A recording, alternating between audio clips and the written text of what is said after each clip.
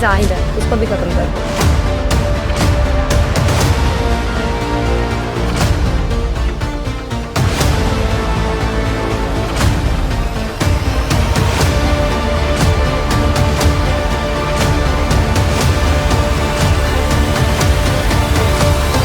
अपना कानून और अपनी ही ताकत। कौन है वो?